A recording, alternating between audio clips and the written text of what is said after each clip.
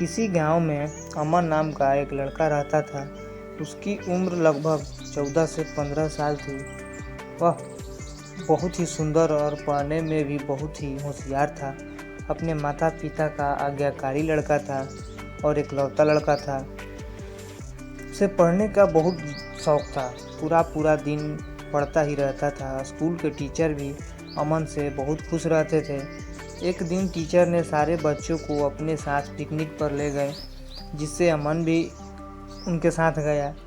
Teacher ने सारे बच्चों को एक ही जगह में सब जगह घुमा दिया। घूमते घूमते शाम हो गई तो टीचर ने गांव के पास ही एक मंदिर में रात गुजारने का फैसला किया।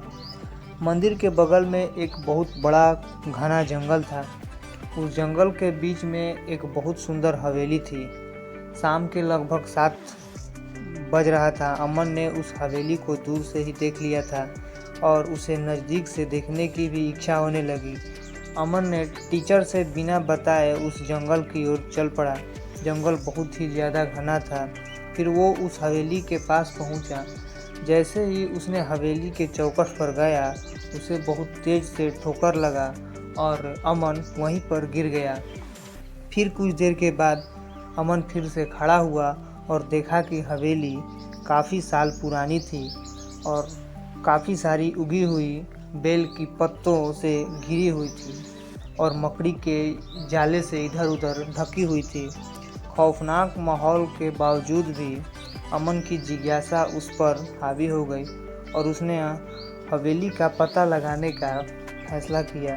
जैसे ही अमन ने हवेली में प्रवेश किया, उसने महसूस किया कि हवेली के अंदर की हवा काफ़ी ठंडी और शीतल है और उसका पूरा शरीर ठंडा हो रहा है। फिर उसने जैसे ही हवेली के चौखट पर अपना पैर रखा तो उसे ऐसा लगा कि उसके पैरों के नीचे के फर्श बिल्कुल चरमरा रही हो। अमन ने सावधानी से पत्ते और जालों को हटाते हुए कमरे के अंदर गया। अचानक अमन को एक कमरे से एक धीमी सी आवाज़ सुनाई दी। वह सावधानी से कमरे के पास पहुंचा और जैसे ही अंदर झांका तो उसने देखा कि एक भूतिया परछाई हवा में तैर रही थी। भूत के लंबे लंबे लहराते लहराते सफ़ेद बाल और एक पीला सा डरावना चेहरा था। अमन का शरीर डर के मारे थर थर काँपने लगा। उसे बिल्कुल भी समझ में नहीं आ रहा था कि आगे क्या किया जाए।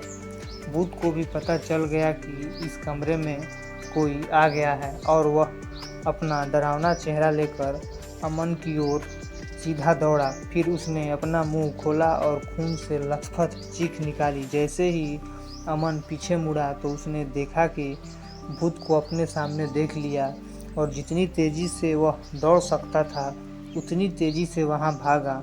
अमन ने तब तक दौड़ना बंद नहीं किया जब तक कि वह अपने स्कूल के सारे बच्चों और टीचर के पास नहीं पहुंच गया।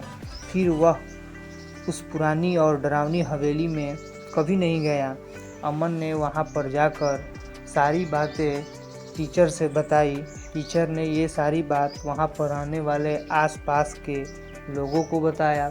फिर उन लोगों ने बताया कि बहुत साल पहले एक औरत यहाँ पर रहती थी और किसी कारणवश उनकी मृत्यु हो गई और वह भूत बनकर सबको डराती रहती थी और जो भी उस हवेली में जाता है जिंदा वापस नहीं आता। इसीलिए तब से कोई भी उस हवेली में दोबारा नहीं गया। इस लड़के का नसीब बहुत ही अच्छा था कि ये जिंदा वापस आ गया। आप लोगों की भलाई इसी में है कि आप लोग यहाँ से जल्द कहीं चले जाइए। अमन और उसके टीचर वहाँ से उसी समय अपने अपने घर के लिए निकल गए।